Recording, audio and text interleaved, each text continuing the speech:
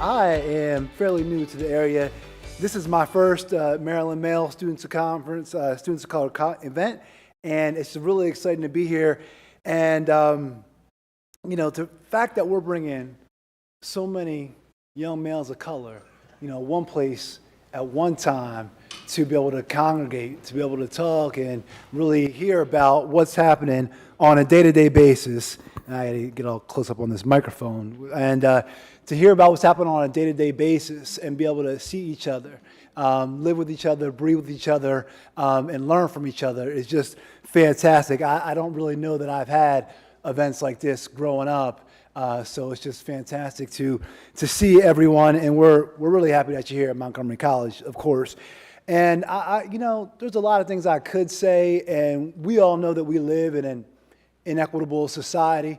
We know that for a fact. We live it, we breathe it. So I'm not here to tell you things that you've heard before about how society is not fair and how we're treated. But I am here. I did want to share something that I didn't hear a lot growing up as a male of color.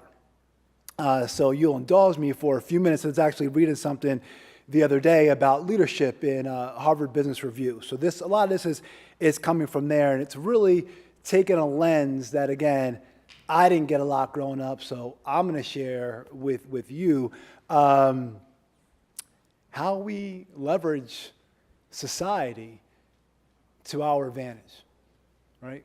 Not because society is fair, right? Not because society doesn't change, because it's not fair and it does need to change. But how can we leverage what we go through on a daily basis, right, to move forward, to advance as leaders? And that's really what I want to share. So first and foremost, I want you to embrace, just think about, try it on, see how it feels, the fact that your lived experiences are creating leadership characteristics and assets each and every day. Your lived experiences. Now, these are experiences and these are assets that people can learn. They can learn them, but our lived experiences are creating them for us. And I'm just going to give you three, right? Again, based on this article, right? The idea of passion. Passion as a leader. There's a lot of research that will posit that as men of color, when we look to pursue our leadership roles in our organizations that we want to contribute to, it comes from a deep passion, a passion of something that we are close to, something that we have seen in society, something that we have experienced. And that type of drive cannot be replaced by reading it in a book, by having your friends tell you about it. So when you have that passion and that drive that comes from a lived experience, that is a leadership quality that people look towards, and one that is unique to our lived experiences. When you think about building relationships, whether it is you're navigating microaggressions, and trust me, y'all, so my first name is Jermaine. I'm still in president's groups where people don't say my name right. In Zoom meetings, y'all. That's like wearing a name badge and you can't read my box that has my name on it. So whether it's a microaggression to the point of not saying your name correctly or blatant racism, when you think about building relationships and what we as men of color need to navigate day in and day out to achieve our goals, that's an asset, right? You're learning. We're learning how to navigate. We're learning how to build these leadership skills based on the society that we have to navigate. Again, it's not fair, but we need to leverage it until we can change it, right? The last thing I'll leave you with, and this is in terms of kind of a segue from the building relationships, is being comfortable in uncomfortable situations. I see some heads nodding. Being comfortable in uncomfortable situations. As leaders, we're looked to navigate, innovate, prototype, oftentimes when it's uncomfortable. And if I had $1 for every time I had to navigate an uncomfortable situation as a man of color, I'd probably be retiring like about 5 minutes ago, right? So, and I see the heads nodding, I know you experience it, but being able to be comfortable with the uncomfortable. Again, something that we experience, a leadership trait that we can leverage to put ourselves in roles, in places, and spaces where I am thankful enough to be, that I've been working hard to get to, where I can interrogate the policies and the procedures that have created the inequitable and unjust society that we live in, right? I can encourage, I can invite, I can request, I can expect people to dismantle what has been put together through institutional and racial discrimination, right? That is where we're going, right? That is where, as leaders, the impact we can make. And we can leverage our current situation to get there. So I want you to just think about that, try that on as I'm sharing. It's not about right now the reality of the situation in terms of, is it right? It's not right. We've all been through a lot of things that are not right in our lives. But let's leverage what we have. Let's leverage what's there so we can get to the positions where we can impact change. Glad to see everybody here. Glad to be here. I hate that we are sitting indoors. It's a gorgeous day outside. Anybody who lives in the DMV knows that cold is coming. I can't stand cold weather. I am absolutely black. I meant for heat. I'm from Houston, so I give heat and I like heat. So that's what I prefer. Plus, I can play golf anytime I damn well feel like it. Snow gets in the way, but it's all good. Glad to see everyone here. Glad to see your new president here. Congratulations to him taking over here at Montgomery College, and certainly good luck taking over. Carmen, you can breathe now. She was stressing. I'm like, calm down. We good. We good. Everybody kept coming to the room like, need anything? I'm fine. I'm good. I'm low maintenance. I'm like, don't worry about it. Just give me a bottle of water, and I'm ready to go. So it's all right. So this ain't my first rodeo, and so I'm sure you got other speakers, and they got a whole list of stuff. I don't need all that. Just show me where the microphone and the podium is, and we're going to do what we do. And so that's how I operate. So they are recording this. I told them, I said, let me know. I'm not afraid to be recorded. My show is called Roland Martin Unfiltered. And so when this is over, we'll get the recording and then we'll stream it on my platform. And I want to start there because if you have an opportunity, pull your phones out and download the Black Star Network app. A year ago, I actually launched my OTT platform because I'm a firm believer in owning. I don't want to ask somebody else for permission to do something. So when I launched my show 4 years ago, Roland Martin Unfiltered, the goal was always to create my own platform. And so we launched the Black Star Network September 4th of last year. We have 5 other shows on the network, 3 shows in development.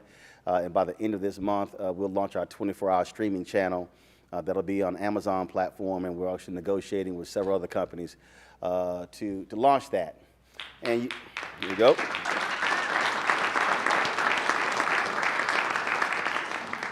And you might ask, well, what does that have to do with, again, a Men of Color conference? Because it is about being able to control the images of us. The nation's first black newspaper is called Freedom's Journal. And they launched on March 16, 1827. In the third paragraph on this lead editorial, on the front page, they wrote, "We wish to plead our own cause, too long have others spoken for us." And if you look at this country, you look at how media has been used to define this country. If you're a black, if you're Latino, if you are Asian, if you're Native American, you essentially are non-existent in this culture in terms of what we see. And if you do see folk who look like us, it's really based upon a number of stereotypes that we know as not what we represent. That is because those who are in charge are the ones who determine what gets portrayed, what gets covered. When you look at American media, that is America's greatest export. And so people all around the world have a view of African Americans, Latinos, Asians, and Native Americans based upon what they see on television. And to understand how devastating those images are, there's still people who around the world have a view of black folks based upon those old Tarzan movies. There are movies based upon, again, the Lone Ranger and the view of Tonto. And we could go on and on and on how American mass media has portrayed people of color, specifically men of color. I can tell you the number of Latino actors who tell you that they pretty much are pigeonholed into gang member roles or drug dealer roles. Same for African Americans. Cuba Gooding Jr. talked about after his amazing performance in Boys in the Hood, all he ever received for a decade were gangster roles. And so that's the reality of what we're living in, because this nation has been defined through the prism of whiteness. It has been defined through the prism of white maleness. And that's how this nation was founded. That's how it is always operated. And so to understand the world that you are now becoming mature in, you have to understand what is the world we were before. And so if I had to tag this text, anybody who's been to a black church, y'all know what that phrase means. So the person next to you is clueless about what that means, just tell them it's a black church thing. That's called what you name your sermon. And so I was contemplating what I wanted to name this, and so I'll do so by saying, walking in full authority as a 21st century man. Now, the reason I say that, because some of y'all might fall asleep, so if you don't remember anything I say, you might remember the title. Walking in your full authority as a 21st century man. Turn to the person to your left and repeat that.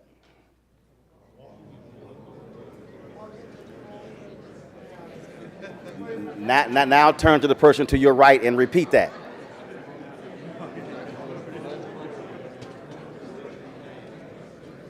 Now I want you to look behind you and turn to the person behind you and repeat what I just said.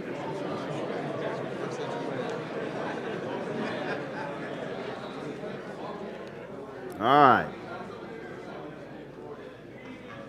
All right. Now you should remember what the name of this is. Most people in this country, including black people, probably have only heard 2 speeches from Dr. King. It's amazing in this country, you swear, out of all of the speeches and events and the writings, that's the only thing that we tend to focus on in this country. His I Have a Dream speech, delivered August 28, 1963. And that actually wasn't even the name of the speech. It was Normalcy No More. That was the actual written title of that speech. The I Have a Dream portion of that speech was not even in the written text. It was added on in the moment as he was speaking. Many folks don't even realize that he gave nearly that exact I Have a Dream portion 1 month earlier when he spoke at what was then the largest mass gathering at a march in Detroit that took place the previous month. The march in August in D.C. actually eclipsed that particular march. Folks don't even think about that speech that he gave in Detroit. Or they talk about his mountaintop speech, which came at Mason Temple, April 3rd, 1968, the night before he was assassinated. And then when people talk about that particular speech, they only talk about the bottom minute and a half or 2 minutes when he was talking about I've been to the mountaintop, without realizing that that was a 43-minute and 16-second speech that was amazing in terms of laying out the blueprint for Black America to move forward towards freedom and equality. If you have not heard it or read it, you really should, because it is arguably the greatest speech that he gave, and it is so prophetic in that it was as if he knew. If you listen to the full speech, not just the mountaintop speech, but you listen to the full speech, he fully knew his life was coming to an end and was leaving us again that blueprint for what we should be focusing on. And if you listen to that speech in 1968, you will swear he was talking to us here in 2022. But one of the speeches that I think is most profound that I've always enjoyed, it is one where we see an MLK that is unfamiliar to all of us. We often, my complaint that I have with us today is that we have positioned Dr. King as some civil rights mascot. as somebody who's a bobblehead figure who was just this nice and wonderful and quiet, meek person who got along with everybody and didn't want to rattle anyone's cages. And all he did was just go through life and just trying to make things better, when in fact, he was this radical revolutionary. And the problem with using those phrases is that in American history, when you say the word revolutionary, it has only been used in a positive manner when it comes to the white men who owned slaves that founded the country. When you use that phrase for anyone else, especially those who are black, it immediately in people's mind conjures up images of black men in leather jackets and berets and scaring the hell out of them as Black Panthers. And so even when you use the phrase radical, it also scares people. When you use the phrase militant, that scares people. And I don't understand why white Americans get scared by the phrase militant, because if you look at the history of America, we saw everything with the gun. So I'm trying to understand why they scared. Or maybe it's because if somebody else got the gun, it probably freaks them out. Such as when the Black Panthers went to the state capitol in California, in Sacramento, carrying long guns, they were like, oh no, y'all got to go. Then they said, well, you know, we just following the law. They immediately changed that law. So if we truly want gun control in America, probably if every black person can get a gun, we have gun control next week. But that's just a thought. The thing about having a deep understanding and reading of King and many of the folks during the Black Freedom Movement is that you do not get a very small, narrow understanding of who those individuals were. And when I say the individuals, I'm talking about men and women. I'm talking about, you really begin to study Diane Nash, who's still alive in Chicago. She's 76 years old, or Zenona Clayton, or you study Fannie Lou Hamer, or James Orange, and Ralph Abernathy, and Hosea Williams, and all the different people, Fred Shuttlesworth, who were working with Dr. King, C.T. Vivian, Reverend Joseph Lowry, Andrew Young, who is 91 years old, still with us. All those individuals, you begin to really understand that these were ordinary people who were doing extraordinary things. They were people who were 18 and 19 and 20 years old. We look at them as these old figures who somehow were 50 and 60 and 70. No, they were not. They were 18, 19, and 20. Many of them were your age. Anybody here who is, let's say, anybody here who is 23 or older, raise your hand. Most of the individuals doing that movement were younger than you. And so when you think about what they were doing, they were putting their lives on the line, again, at 18, 19, 20. Many of them were kicked out of HBCUs because their presidents said, if you dare join the movement, we're going to expel you. In fact, many were expelled from those universities because they believed in something. And so we're talking about individuals who believed in a new vision for America and who were radical in their thought, who were militant and revolutionaries. I think about, again, James Forman's book, where he talked about the new abolitionists. That's what they were creating. They were creating these radical revolutionaries. And actually Howard Zinn's book was dealing with the new abolitionists. James Forman's book was called These Radical Revolutionaries. And he was talking about what it is they were trying to achieve. And so they had a revolutionary thought. And a revolutionary thought means we literally have to reimagine this country and what it is we are trying to do in the future. Now, that is a unbelievably crazy thing if you're 18 and 19. Reverend Dr. James Lawson, you probably have never seen him or heard him. If you go back and go watch the funeral of Congressman John Lewis, Reverend Lawson gave one of the eulogies. And everybody talks about the eulogy that President Obama gave. It was nice. The real eulogy was the one Lawson gave. And the reason I call it the real eulogy, because it was Lawson, the creator of the Nashville movement, who trained John Lewis.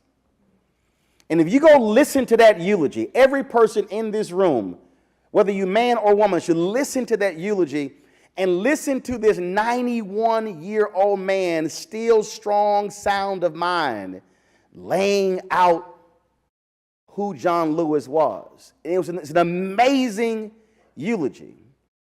I've had the opportunity to interview Reverend Lawson a couple of times, and the crazy thing is he doesn't seek the spotlight. You're not going to see him at marches. In fact, I was moderating a panel at Congressional Black Caucus Foundation annual legislative conference, and the general president of Alpha Phi Alpha Fraternity Incorporated, my fraternity, the rest of them are youth groups, 1906. So, yeah, some of y'all like, I know he didn't go there, but I did. He was about to leave, and he said, Brother Martin, he said, we about to leave out. He said, I got Dr. Lawson with me. I said, whoa, you got who? He said, he said, Dr. Lawson's here. I said, James Lawson? He said, yeah. He said, right there. Y'all, we in the room. He's sitting in the corner. Not the front row, not the second, third. He was lit. Imagine if we were in this room, and it was a much smaller room, but imagine if he was sitting in the corner. This is the architect of the Nashville movement.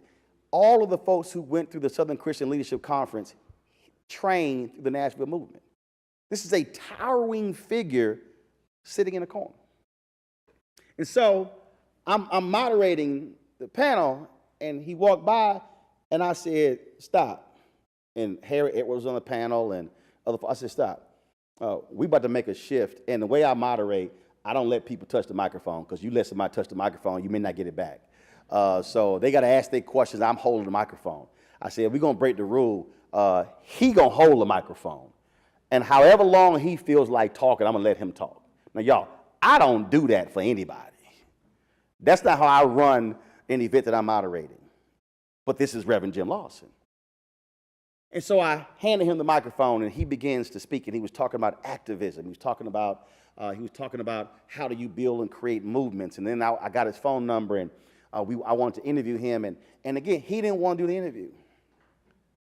And I'm sitting there going, again, y'all don't understand.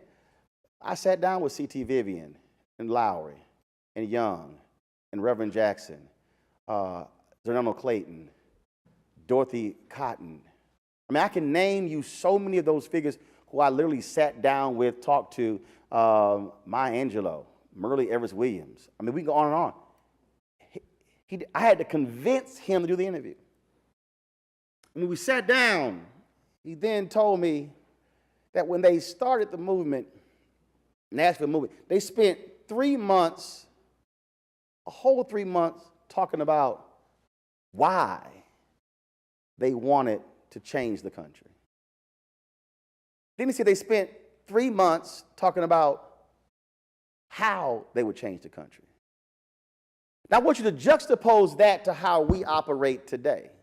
Today, we go from an idea to an event in 48 hours. We have already created a social media account. We've created a logo. We've already planned the event and the after party. We've created this whole in 48 hours. He said they spent 6 months talking about how and why. And then they began to get involved.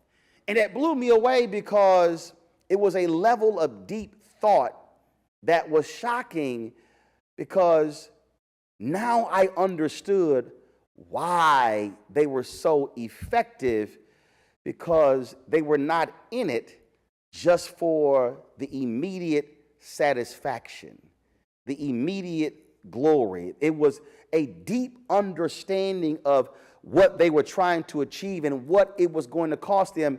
And just so you understand, if you go to my YouTube channel, go to the app, you'll see my interview with him. This is a man who believes in nonviolence so much that because he was in seminary, the government would give anyone who was a seminary student a waiver so they did not have to enter the military draft. He was so much against the war, he rejected the waiver and went to prison because he was against the war. He could have stayed out of prison by accepting the waiver, yet he was so much against the war, he said, I will not accept your waiver. I will rather go to prison than to even accept your waiver to avoid the draft. That's a man walking in his full authority and understanding his conviction and purpose and what it was he was willing to give up and to accept. 3 of y'all, wake those 3 up. Those 3 right there. In the gray, wake those 3 up. I don't talk to rooms where folks sleep. Now, when you understand that person's thinking, now you begin to have a better understanding of who an individual is and what it is that they are trying to achieve. There's a seriousness of purpose by those individuals. And so this particular speech here, and I've actually been trying to find, I want to know what the full speech was, and this is only about a 2-minute portion of it. But I want you to hear something that Dr. King said that blew me away when I heard it, because what it does is it truly speaks to who he is. So I want you to just listen to this. I come here tonight and plead with you. Believe in yourself and believe that you're somebody. As I said to the group last night, nobody else can do this for us. No document can do this for us. No Lincolnian Emancipation Proclamation can do this for us. No Kennedysonian or Johnsonian Civil Rights Bill can do this for us. If the Negro is to be free, he must move down into the inner resources of his own soul and sign with a pen and ink of self-assertive manhood his own Emancipation Proclamation. So he said, sign your own Emancipation Proclamation and assertive manhood. He's talking about freedom. He's speaking of freedom. And when you reach a state where you begin to operate and say you want to be a free man of color, that does not mean you are out of jail. It means that you are not defined by somebody else's understanding of who you are and what you should be and what it is that you should do. To be a free man, this also applies to women, but to be a free man means no one can define you based upon the value of the athletic shoes on your feet. That if you are wearing, I had one of my colleagues when I was at TV1 and I was in the office and she was like, oh my God, what are these shoes you have on? Shoes I paid for.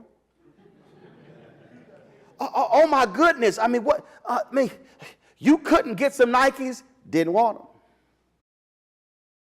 She was like, I don't understand. I said, I don't give a damn about no swoosh. She was literally, now see, here's what she didn't understand. I had gone to, when the Houston Texans, I'm from Houston, born and raised, they were playing the Baltimore Ravens, and I drove to the game. I had field passes, and I had season tickets in Houston, but I knew the ownership there, and so I was going on the field before the game. And I drove in some sandals, left my tent. I said, damn, I don't have my athletic shoes. So it's like 10:30 in the morning, so you like, I got to buy some shoes. Well, ain't no mall open, so what is open at 10:30 in the morning where you can buy some shoes? Walmart. So I go to Walmart. So I'm going through Walmart. Now, mind you, all I needed was some white shoes. I didn't give a damn about, are they white? That was it. My pants were white. My jersey was white. My hat, that's all I needed. So I'm going through, cool. I like these. I bought them. I bought them. They were like, I don't know, $25. I don't care. but they served a purpose. She was just aghast. Oh my God, what is wrong with you? I said, they were $25 damn. Why was I gonna pay? I got some white tennis shoes at home. I wasn't about to pay another $100, $200 for some damn shoes I was not gonna be wearing a hell of a whole lot. But she was, mind you, this is the same person when her apartment got broken into, they stole her Nike collection. She had a collection of Nike shoes. And she was distraught. She was distraught. I said, now see, had you had some Nike stock.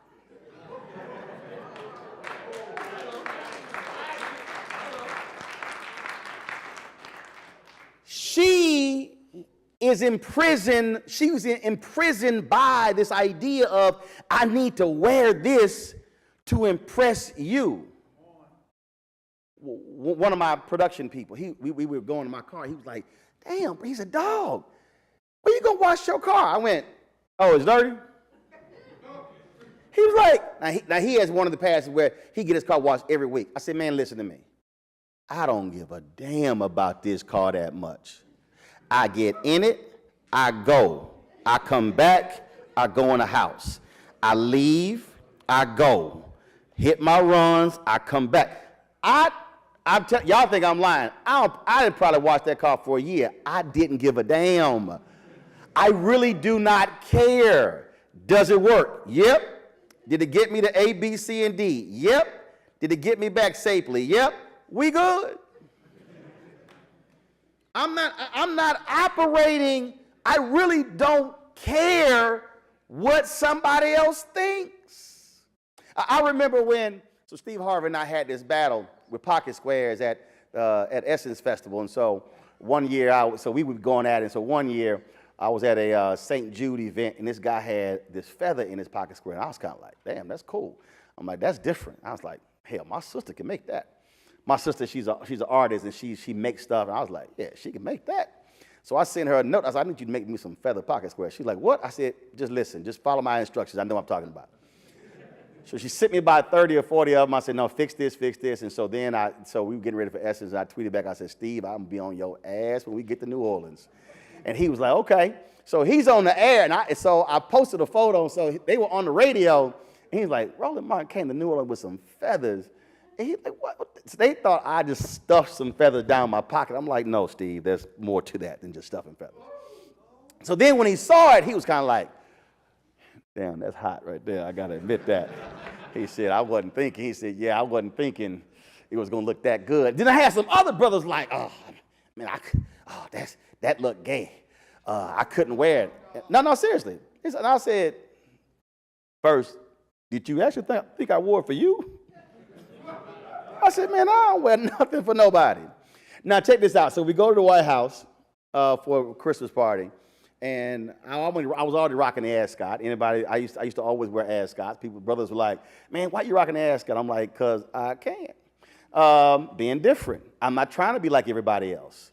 Okay? So we're at the White House. We're in line, and so I'm rocking the ascot. I got the feather pocket square. So we get to the front line. Obama goes, really? Really? You got the ascot really rolling the feather? Now, while he's talking, Michelle's over there touching the feather. She's like, oh, this is nice. And I went, see, this wasn't for you.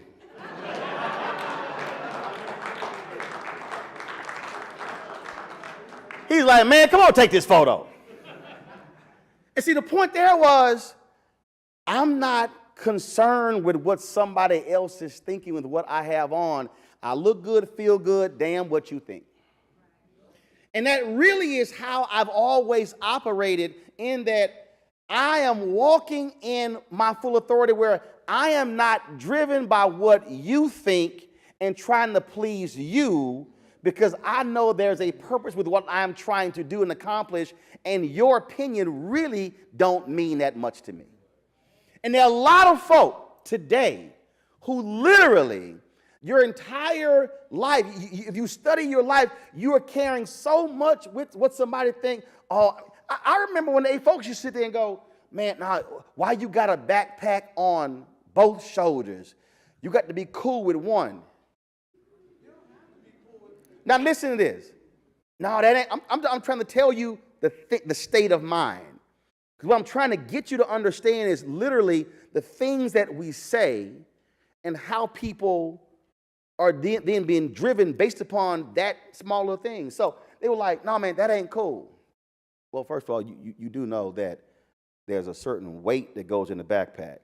And the purpose of the backpack is to equally distribute the weight. That's why they got 2 straps. So you know if your ass wear it on one strap, you jacking up one shoulder. So now you creating a shoulder problem because you so cool, it's on one shoulder. Now probably if your backpack empty, that might be fine. But people like me read books. So I have a functional backpack. I have things that are in it. And I was like, so I don't understand what y'all, and it looked at me like I'm crazy. I'm like, so I don't care. I'm gonna wear it on 2 shoulders because both my shoulders are gonna be fine. But you go ahead and have a rotator cuff problem, but going right ahead. But again, that whole thing was just, no, but you ain't being cool. I want you to start thinking just right here. Think about all the different things in your life, whether it's your friends, your classmates, your family members, where people have actually said things to you about what you should be doing, should be wearing, should be saying, and you are actually responding to that level of peer pressure, and now what they think and what they might say is now driving what you do. That means that you are not actually creating, somebody sent me this video of Jay-Z discussing this. That means that you are going with the flow and not creating your own flow. You are walking behind somebody else and you're not establishing your own footprints and leaving your own mark. And when you walk in your full authority as a 21st century man, that means that you now begin to say, I am unwilling to follow y'all. I'm willing to go here. So, yeah, if you tell me I'm not being cool by following you, knowing full well that if I follow you, y'all might be going down a path that could be destructive in my life. I have met brothers who got in the wrong car at the wrong time, following the wrong people, whose life was completely altered by that single decision. I've known some brothers who have followed certain women down a path, and that's not the path they wanted to go on because, oh man, but she cute, I love her. Yeah, but she crazy. I know some people who, because that's my brother, that's my homeboy, I got to follow. No, I ain't got to follow them nowhere. It's like, well, no, then I love this one here. Well, no, man, you supposed to have my back. I don't have the back of stupid, crazy people. And this is not, hey man, you're trying to sell somebody out. No. I know where I'm going with my life. I know what my mama and daddy invested in. I know what they did to get me to where I am, and I be damn if I'm about to mess this thing up because you think I need to follow you for making a silly, dumb decision. Those are the types of decisions that we all have to make every single day. And some of us might think, well, that's just a small thing. No, because that small thing can metastasize into something larger. You might have a slight toothache and may not realize your teeth are rotting at that very moment, but you've ignored that slight toothache, and then 6 months later, it's a larger problem.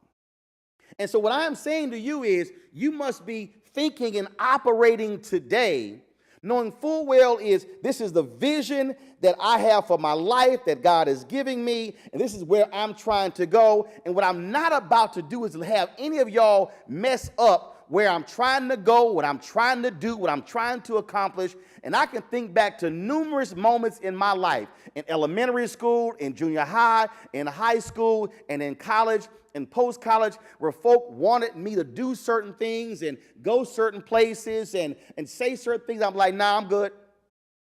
No, you're not coming with us? Nope, ain't gonna happen. Drink this. Nope. Why? I don't drink. Oh, you don't drink alcohol? No. You ever done drugs? No. I don't drink coffee. Energy drink. Tea. I'm good. Your energy can't match mine. You can take it as whatever you want to take.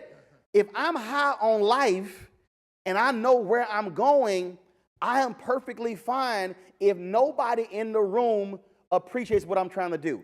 I don't need anybody to actually be my hype man.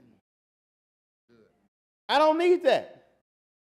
Look, I appreciate the introduction. She had to read all that. I would say, go look it up. When I speak, they come to me and they say, hey, I'm going to say this. I'm like, it don't matter. It's all true. You can read the long version, the short version don't matter to me. I'm not worried about all of that because they can actually go read it. When you think that way, you are marching to the tune of your own drummer, and what you're also doing is you're letting folk know that, look, this is who I am, this is what I'm trying to accomplish, this is what I want to be.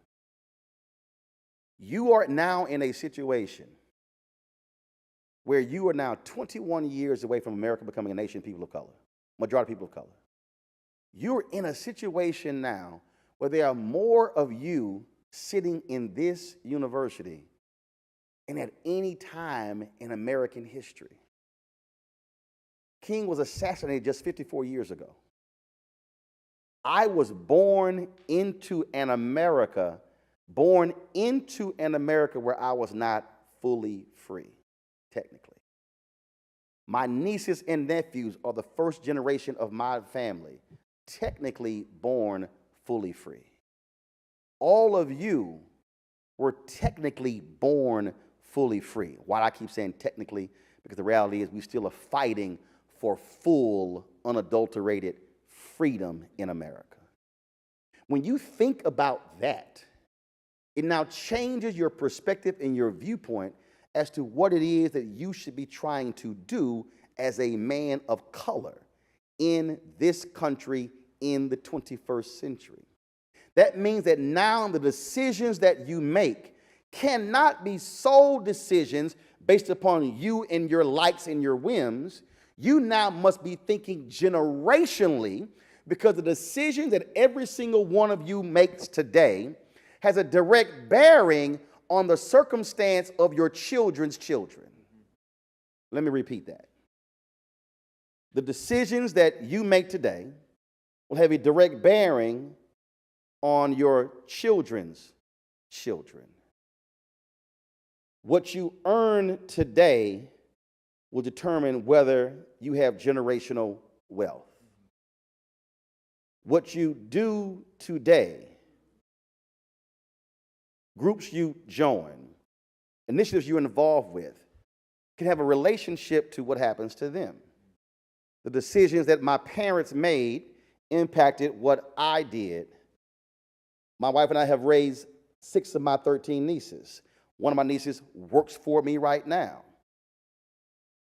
If I don't do what I did, I'm not in a position to own what I have.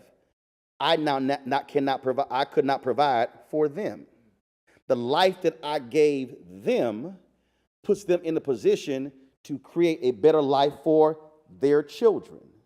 So my parents' actions led to my actions, which led to how they are operating and how their children are going to benefit from my decisions. When you begin to think that way, you now begin to see the world a lot differently. You now begin to make decisions differently. You now begin to realize that this is not just about you, it's really about who else you're impacting. And so I want you, as you are moving forward, every single day. I know you might say, man, is your life fun? Oh, I got hella fun. I travel all around the world. I see amazing people. I play in golf tournaments. I go to amazing parties. There's nobody I haven't seen.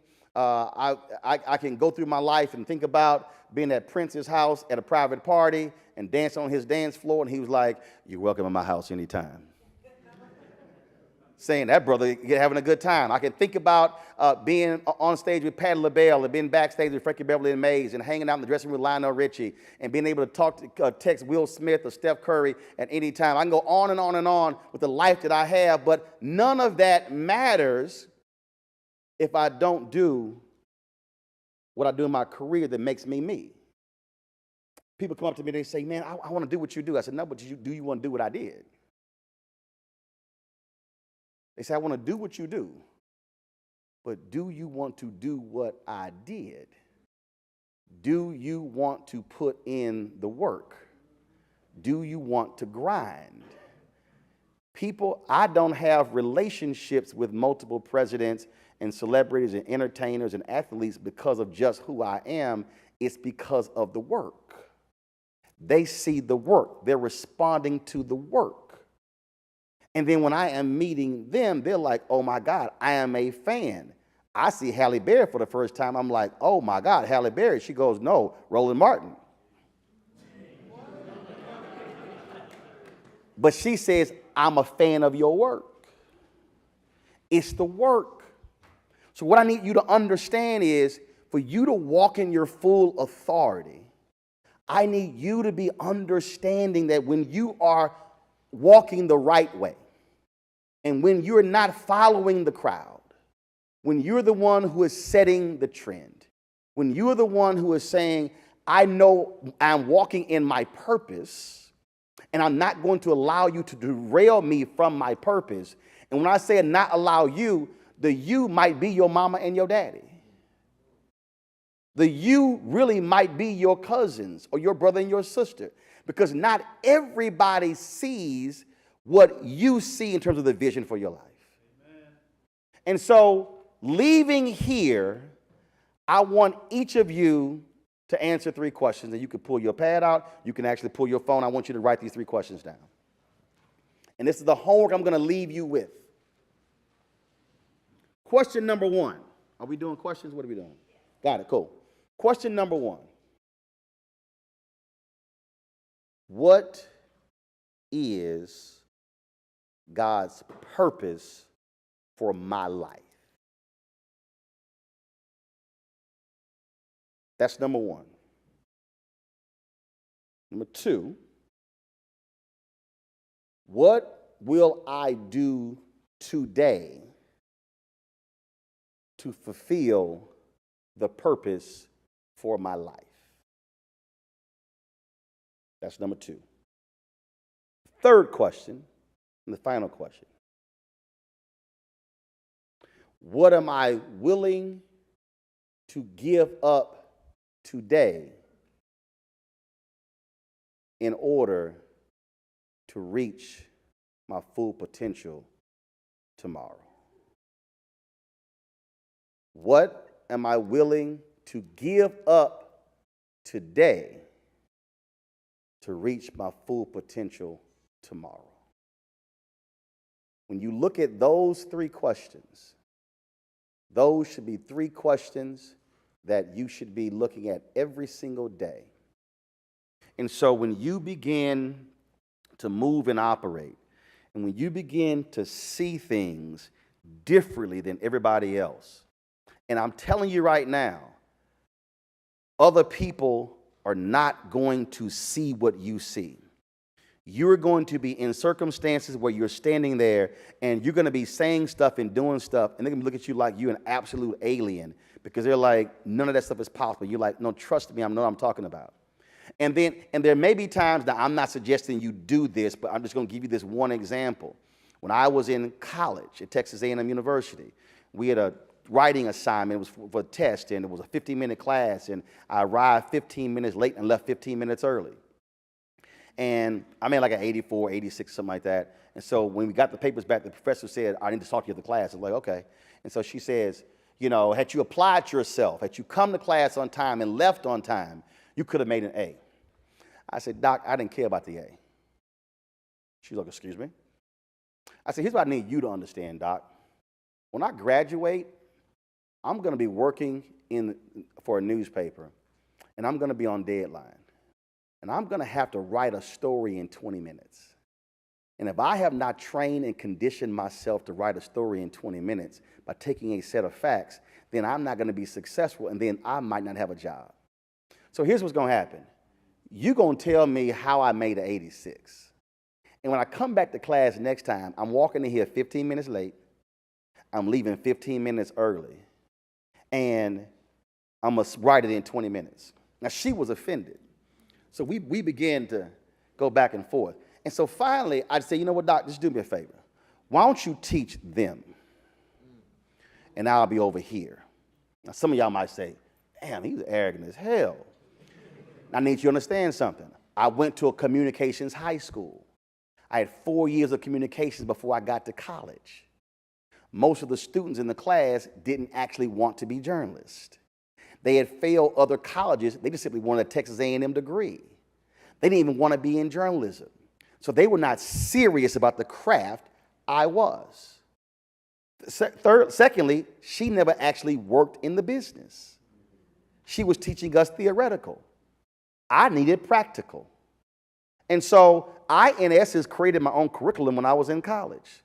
And my other professors who actually worked in the business told me, Roland, we teach you differently than we teach the rest of them because we see what you are trying to do. Now, that's when I was in college. I hope that same professor is alive. Because, see, on next Saturday, I will be here in D.C. inducted to the Southern Professional Journalists Hall of Fame. Now, mind you,